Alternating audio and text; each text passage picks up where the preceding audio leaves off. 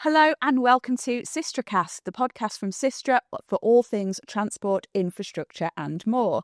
I'm your host, Gemma, and today my guest is David Camacho, who is our programme manager. Hi, David. Hi, Gemma. How are you? Good, thank you. How are you? I'm good, thank you. Glad to hear it. Thank you so much for joining us on the podcast today. So first of all, tell us a little bit about your role, yourself, and how you got into working in rail. Yeah, of course. So I'm a program manager, looking more the south of the country, including Wales. Rail is the core part of my portfolio, including conventional rail and high-speed rail. But, we are looking at expanding to all the adjacent markets like nuclear, water, anything really. And that's why I'm working really close with the different market directors to make sure that we, our brand, SYSTRA brand in the south, become across the disciplines. So what does a typical day for a programme manager look like then? That's maybe not a job title that people will go, I know what that is. What does that involve and how did you get into it? Well, since I was a child, I'm a civil engineer by background. So since I was a child, I was really into maths and science.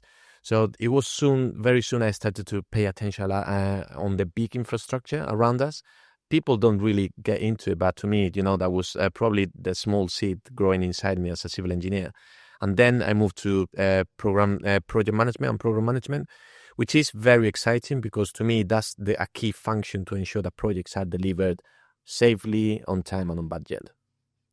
You mentioned rail as fantastic, big infrastructure. It doesn't get much bigger than some of the rail infrastructure we have, let alone in other countries around the world.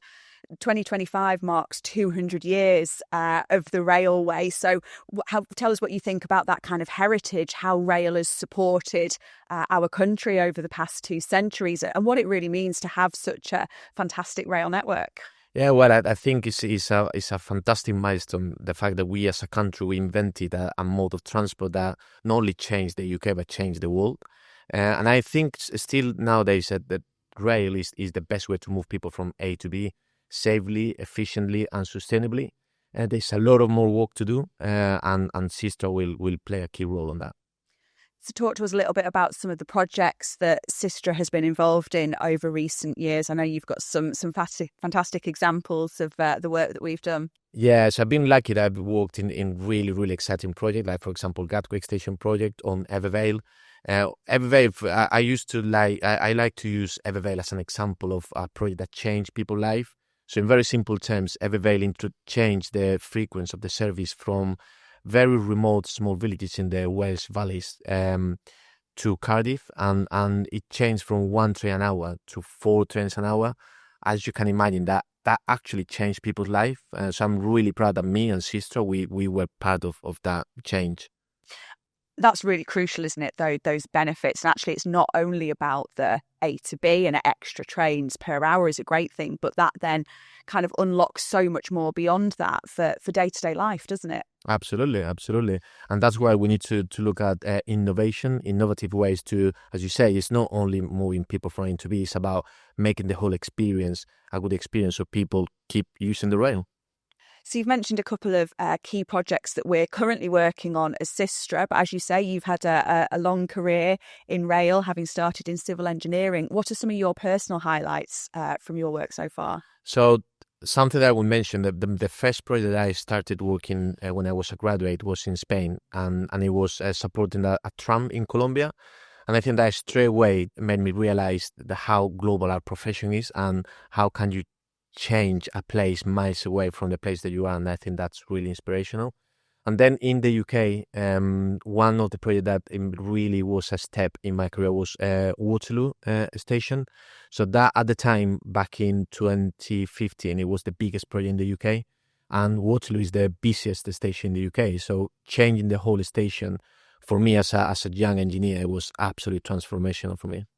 So, David, what changes have you seen then in the industry since you started your career to where you are now? How have things developed? Are the challenges and opportunities any different? Yeah, well, the engineering is an evolving science anyway, isn't it? But I've seen, for example, safety at the moment is absolutely central to everything that we do, and I think it's absolutely the right thing to do.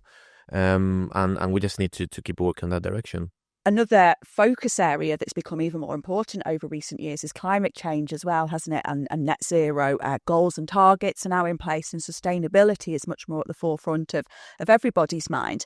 How have you seen sustainable initiatives and opportunities develop within the industry? Yeah, I think you're right. And I've seen, or we have seen, the industry a massive step forward in terms of promoting sustainability and environmental friendly approaches. However, I think it needs to be supported by proper investment because, we can keep talking about it all day long, but at the end of the day, it needs to be properly supported by strategies and by funding to actually make things happen. And do you think people's focus on rail as a method of transport has grown as well? Is there a move away from private vehicles? Are we seeing people use trains more? I think we're quite lucky that in the UK, the railways, I like to compare like as the veins of your body because it helps you to go to get to everywhere in the country. And I think people wants to use the railway. We just need to make sure that we offer them a good service for them to have a good experience and wanting to use it again. But I do think so. I think people is always keen on using the railway. We just need to do our bit to make sure that the infrastructure is there ready to be used. The other thing that I know you're involved in and very passionate about, David, is supporting the wider industry as well. You take part in the RIA, the Rail Industry Association activities. SYSTRA is a member of that body. How important is it for the wider rail industry to come together to learn, to grow and to change over the years? Oh, it's massive. And I think we come from the COVID era where obviously working from home was necessary at the time, was the right thing to do. But we really need to learn that face-to-face and interaction and human being interaction is absolutely crucial. And, sometimes people underestimate that how much you can get from a face-to-face meeting, a workshop where, people is sat physically around the table and you can have proper discussions. So to me, it has always been really important to be present and to be out and about, not only for external organizations like the RIA, as you mentioned, for our own people. Junior people and young people can only learn from seniors if we are present, if we are here. Absolutely. I remember, doing these kinds of things in lockdowns, and it was all through screens, and it's not the same. You don't get that same level of interaction.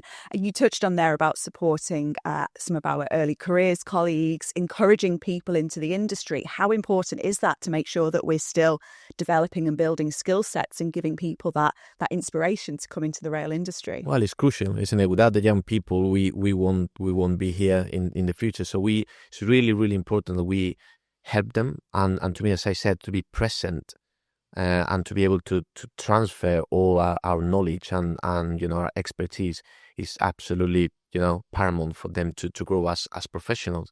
And to me, the only way to achieve that is by being present, being here.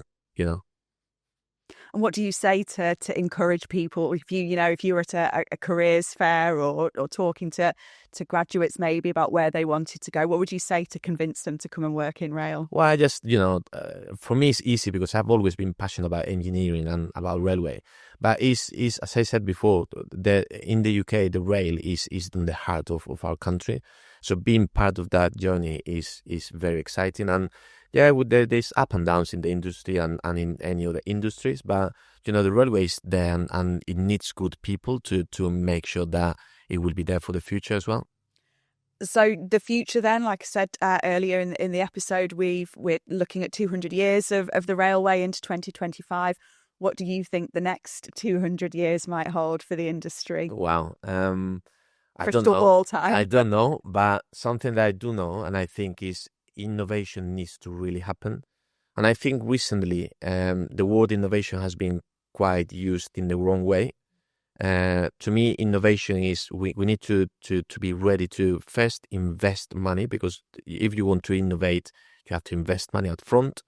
You have to be happy to take the risk, and then you might get the benefit later on. But that's the process of innovation. And what I'm hearing recently in the industry about innovation is not on those lines. It's more like, I want the same but cheaper. Well, that's no innovation really. So if we want to progress as an industry, I think that we need to unlock the real innovation. As you say, David, innovation is absolutely crucial in everything that we do. We've spoken a lot today about rail because that's the main focus of your work. But of course, you and SYSTRA are working across some other sectors as well, in energy, in water, in highways and so on. So how does that innovative approach and that commitment to skills building influence and support what we do in other areas outside of rail? Yeah, well, I think we're quite lucky because we have a lot of really talented people in SYSTRA. And I think the way we approach this is more as a transactional way. So whatever we do really well in rail, we are looking at expanding that into the other sectors. And that's where we're trying to break in with our expertise, with our people, because whatever you do well in rail is absolutely applicable to other sectors. So, and that is a key part of my role as a program manager, to make sure that is spread across all the different markets, and I'm sure we will achieve that. And that's really great for not only our clients but our people as well, isn't it? Because it allows us to give people opportunities, particularly maybe some of our early careers colleagues who want to explore different sectors. But it also really supports our clients, doesn't it? Because it can bring different perspectives and different ideas to the projects. Oh, absolutely. That multifunctional approach, clients will love that, because that means that we can help them in many sectors. But for our own people, as you very well said, Gemma, it's good as well, because they feel that they are building their skills not only in one industry but in different industries, and obviously that's really good. So finally, then, David, is there a kind of workday habit or kind of routine that you have that you think really kind of supports you in your approach to work and getting the most out of what you do? I think my routine is actually wanting to go to the office every day and waking up, and getting ready to go to the office. And I think when you get into that habit, when you work from home, you just miss that. And obviously, we sometimes have to work from home for various reasons, but is going to the office, is interacting with people, is, as I've said before, be present. So that's my routine, that's my habit that actually keep me going and motivated.